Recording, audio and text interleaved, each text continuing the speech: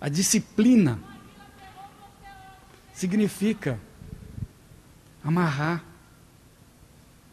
os nossos braços e impedir os nossos saltos.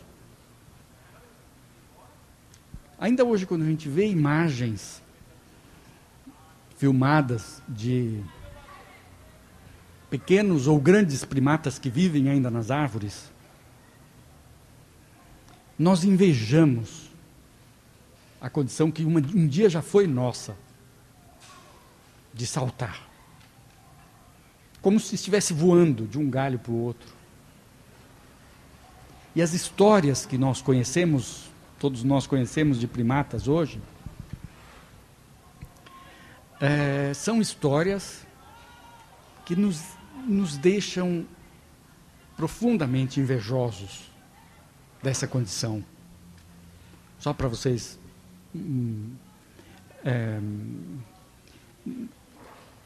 se lembrarem de um macaco brasileiro que está ameaçado de extinção, chamado muriqui. É um macaco grande, de 20 quilos, e que vive nas copas das árvores. E é um macaco que não tem sistema de punição na sua sociedade. Uma sociedade sem punição. Nós sabemos que outros macacos, os chimpanzés, são altamente punitivos. Os babuínos são mais punitivos ainda. Né? Os gorilas são um pouco menos. Mas os muriquis não têm punição. Quando alguém transgride alguma coisa e que o chefe do bando fica aborrecido e demonstra que vai punir, o macaquinho, o jovem, adolescente, macaco, chega para o chefe e abraça. E quando os outros do bando veem que já tem 2 abraçados, vem um terceiro, se abraça, vão formando pencas e cachos de macacos de 20 quilos, até que o galho não aguenta e cai a macacada toda. Isto se chama sociedade hedonística. É um princípio de organização hedonístico. Significa o relacionamento pelo prazer. E aí, depois do abraço, o chefe não está mais nem pensando do que ele fez de errado, se ele paquerou a fêmea, se paquerou, se fez o que fez. Não está nem pensando mais o que fez de errado. Depois do abraço e, claro, do tombo de todo mundo, de toda a macacada. Esses macacos estão sendo hoje pesquisados pela biologia, pela etologia, como o exemplo mais perfeito da organização social hedonística. Ao contrário da organização dos chimpanzés, que é ou dos babuínos, desobedecer o chefe vai ser punido, às vezes é punido violentamente, com feridas e às vezes mesmo com a vida, né? Com a perda da vida. Nós invejamos, com a nossa consciência, invejamos estes primatas que criaram uma sociedade perfeita, sem agressão, onde não existe agressão. Nós invejamos a sua mobilidade. E se nós invejamos é porque nós temos uma recordação profunda daquilo que fomos, o que poderíamos ter sido, como primatas. Nossa visão era uma visão de 360 graus. Ao contrário de nossa visão hoje, claro, nós já tínhamos a visão frontal, que é uma característica dos primatas. Então, a concentração, não temos olhos aqui e nem atrás, temos olhos na frente. Mas temos olhos na frente porque nós tínhamos essa capacidade de rotação do próprio corpo, através dos muitos eixos de rotação, pelas mãos, pelo pescoço e pela coluna. O ambiente aéreo era o nosso habitat. Não era a terra, não era a água. Era o ambiente aéreo das árvores e dos galhos. Como disse, nós tínhamos também um medo. E o nosso medo era a queda.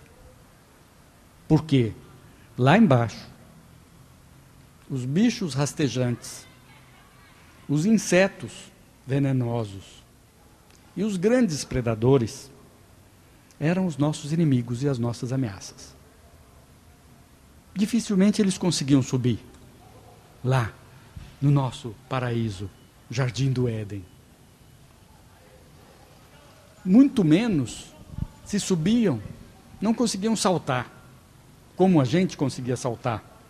Então o salto era o nosso grande trunfo, capacidade de saltar. Era o nosso grande trunfo nesta era, neste tempo. Neste tempo primordial. Uma onça que subisse, ou uma jaguatirica que subisse, não ia subir nos galhos em que a gente conseguia subir. Galhos flexíveis, e a gente podia balançar. A jaguatirica logo ia cair. Uma cobra, mesma coisa. Os escorpiões, mesma coisa, porque também tínhamos outros parceiros que imediatamente dariam conta, os pássaros e outros parceiros que dariam conta de não permitir que eles chegassem até nós. Temíamos a queda. Mas, ao mesmo tempo, nossa capacidade de desafiar as barreiras e os obstáculos fez com que nós nos encaminhássemos justamente para lá onde estava o nosso medo. Isso é da natureza dos primatas. Isso é da nossa natureza. A gente tem medo, a gente vai lá para onde a gente tem medo. A gente encara, a gente enfrenta. Destemido, né? Ousado. Isso é da natureza, da nossa natureza. Caímos do Jardim do Éden. Nós somos o anjo que caiu. E a queda foi, talvez, a nossa primeira grande tragédia ou catástrofe. Porque ela nos transformou profundamente. É claro que não é tão simples assim falar caímos. Na verdade, as matas foram se reduzindo e nós fomos obrigados a cair. E caindo, tivemos grandes transformações. Este nosso cerne saltitante, que não pode ficar parado. Não? Como diz Zé Simão, quem fica parado é poste. Nós nunca fomos postes. Como este cerne saltitante do nós mesmos é um primata, nós não podemos ficar parados. Como um lagarto, ou como uma cobra que toma sol. A gente começou a andar. E aí surgiu o nômade. O nosso anjo caído condenou-se a si próprio a caminhar. Caminhando, o nosso habitat passa a ser aquele do inferno, que é aquilo que nós próprios definíamos como inferno, o chão. Nossa negociação com o chão foi: não entregamos tudo ao chão, entregamos metade. Então entregamos 2 patas ao chão e libertamos 2 outras garras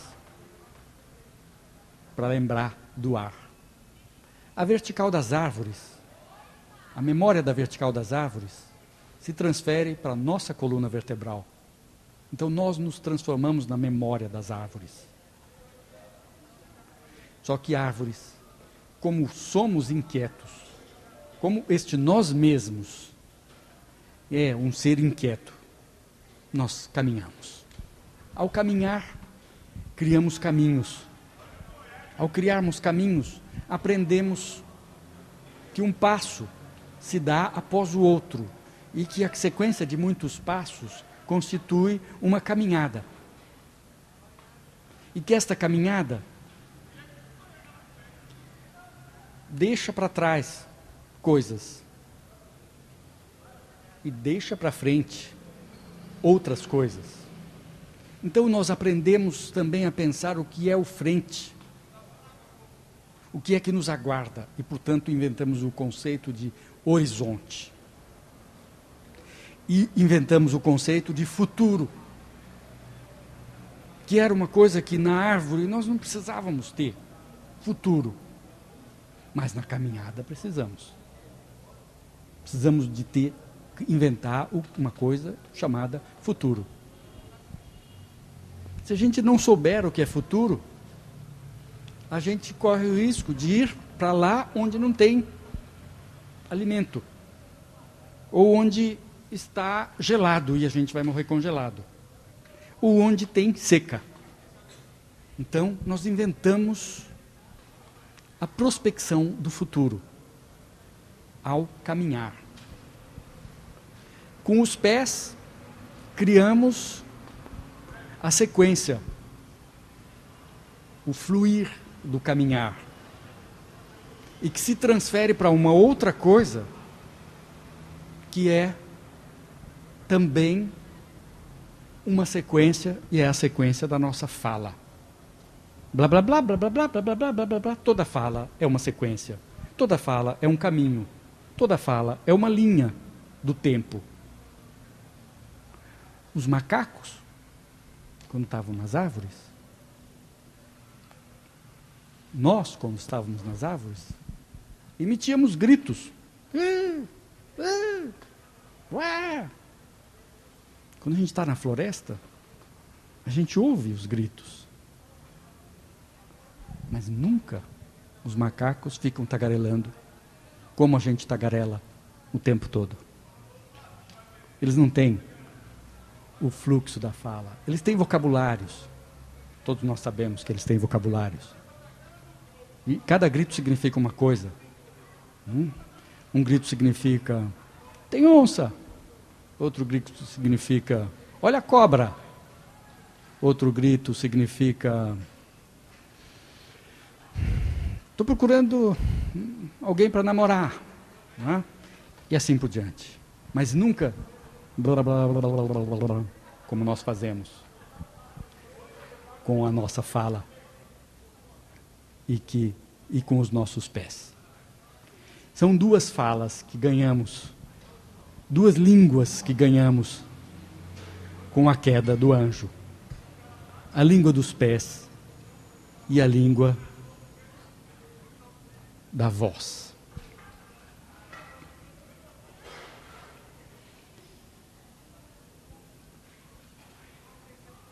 Num determinado momento da evolução, este nômade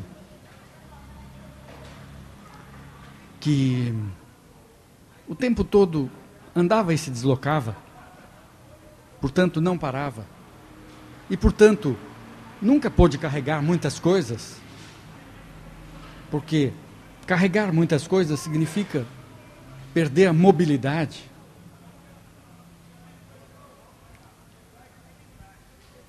Ele sempre teve um medo.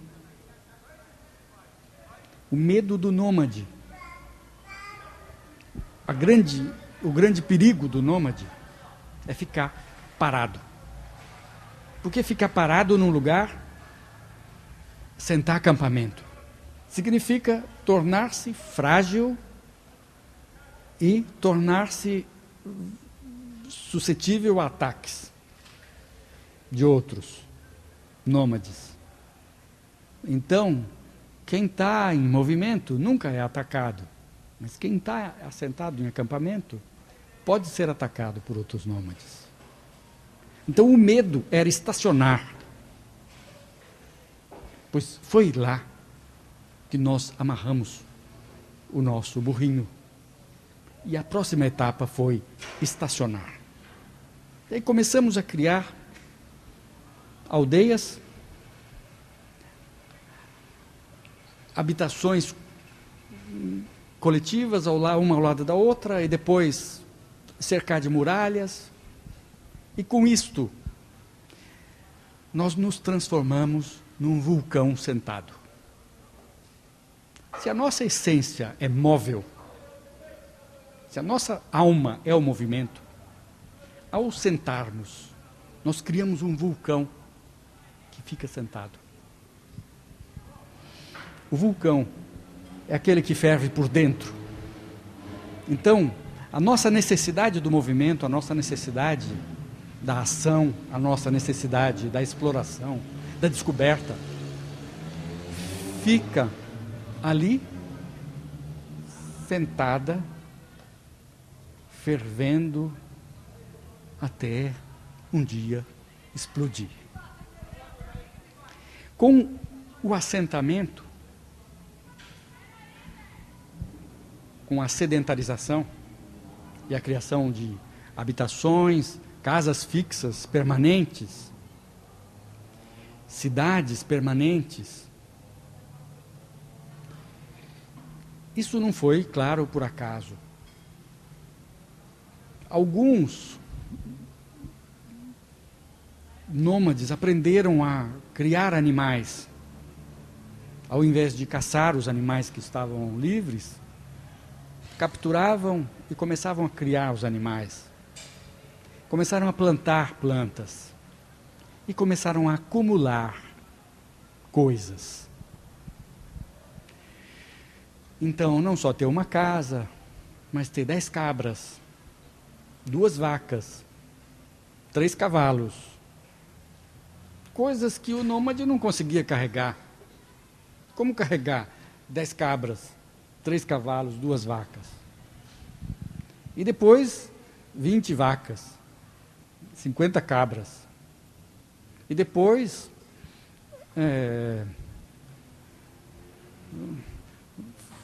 ainda 10 calças, mais 20 camisas, 5 pares de sapatos, no caso das mulheres, 30 pares de sapatos. Como carregar tudo isso? Começou a era da acumulação. Então, sentar, em latim, se diz sedere. Possuir, em latim, se diz possedere. Possedere. A mesma palavra, acrescentada de um prefixo, po, que significa senhor. Significa ser senhor de tudo aquilo que você assentou. Como a nossa língua veio do latim, tanto o português, não é? Então, possedere vira possuir em português e sedere vira sentar. Mas, ao mesmo tempo, vira também sedar. Então, sentar e sedar vem da mesma raiz. Ao sentarmos, o que nós fazemos? Acalmamos o nosso vulcão. E aí nós criamos cadeiras, sofás, assentos, almofadas, etc., para acalmar esse nosso vulcão. Para ficar dentro de casa, não dá para ficar o tempo todo pulando ou andando. Dentro de casa não dá para praticar o nomadismo e muito menos o salto. Então é preciso acalmar este vulcão, que se por um lado ferve, por outro lado precisa parar.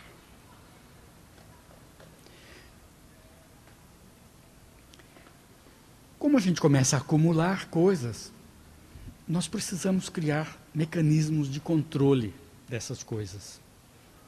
Os mecanismos de controle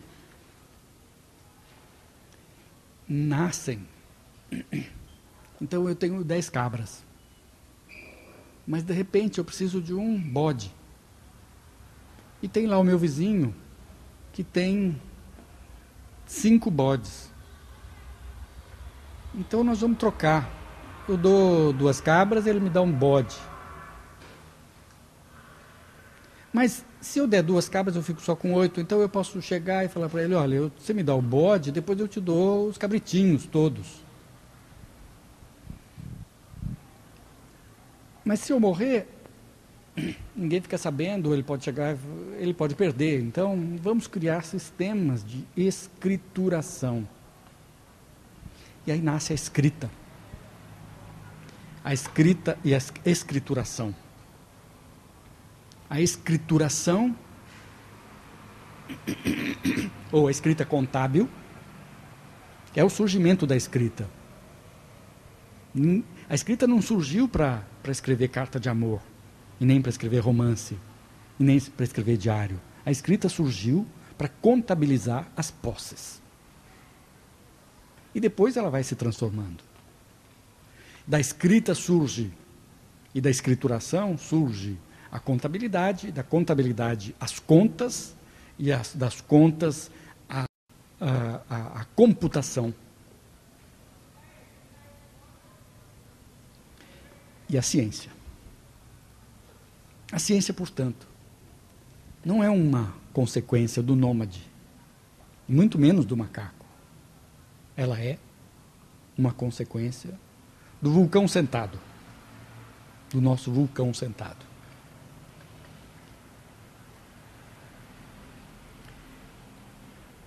Este vulcão precisa de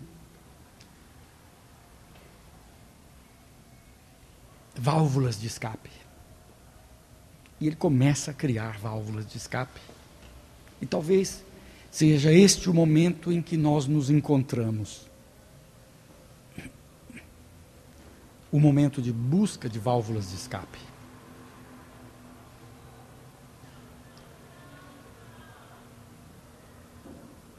Estas válvulas nós poderíamos chamar de um outro ser que nasce de dentro deste vulcão e que eu vou dar o nome de viajante estelar. Então, é um viajante das estrelas. Todo o sistema de técnicas, tecnologias, as casas que foram feitas para nos proteger das intempéries, do vento, do frio, começaram a se tornar completamente perfuradas e deixar entrar o vento da informação, ou o furacão da informação, ou os tufões da informação passam a entrar pelas perfurações das nossas casas, que nós criamos na época do assentamento. Significa que dentro de casa é o lugar onde nós estamos mais invadidos. Portanto, é como se estivéssemos debaixo do temporal. Só que não é o temporal de granizo e de chuva e de água e de frio, é o temporal da informação. E aí eu estou chegando no ponto em que talvez vocês estejam pensando assim, poxa, esse cara veio aqui para falar de imagem, não falou de imagem, nada, está me enganando. As imagens. O furacão, os tufões, os temporais das imagens. E nós passamos a viajar nestas imagens, mas como vulcão sentado e viajando nas imagens.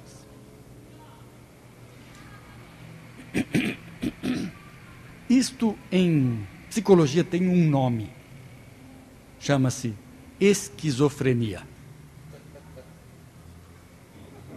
Não é? Nós estamos aqui sentados e viajando nas estrelas.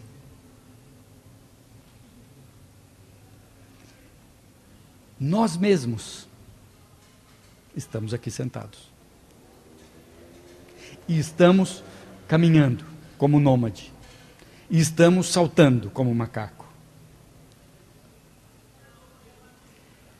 Mas este nós mesmos está se tornando esquizofrênico. Por quê? Assaltado pelo temporal das imagens, somos obrigados a viajar por onde elas nos levam. Não por onde nós nos levamos, ou por onde nós as levamos, mas por onde elas nos levam.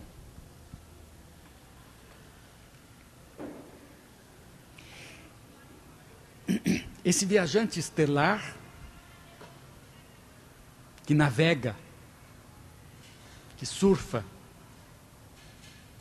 pelas ondas da informação, aí o navegar, os instrumentos de navegação, as ferramentas de navegação, os computadores, as máquinas de simulação, as realidades virtuais, todas essas coisas são instrumentos e ferramentas de navegação. Todas elas nos levam até um mundo das imagens ou trazem o mundo das imagens até nós. De maneira que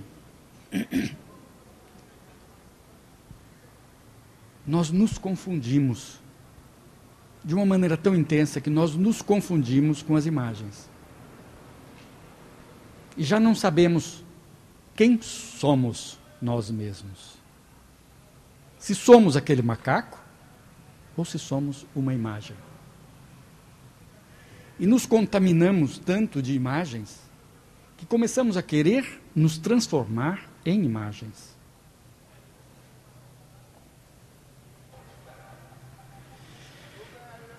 Crescentemente, algumas pessoas querem transformar, promovem modificações tão radicais a ponto de suprimirem o próprio corpo. Hoje os médicos chamam a anorexia de distúrbio da imagem corporal. Pessoas que são tão contaminadas pelas imagens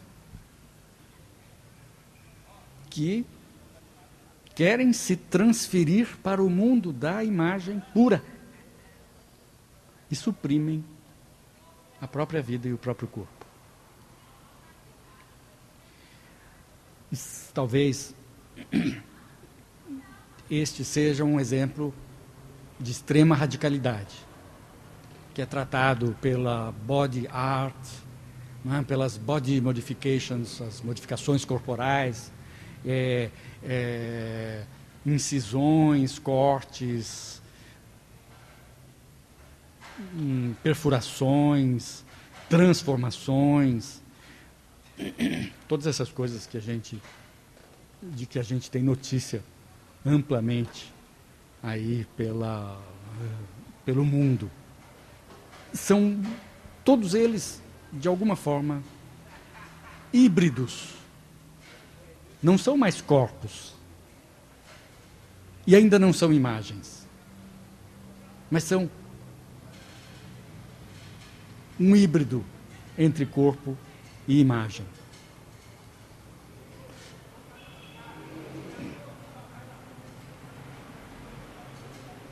E aí passo para o terceiro bloco.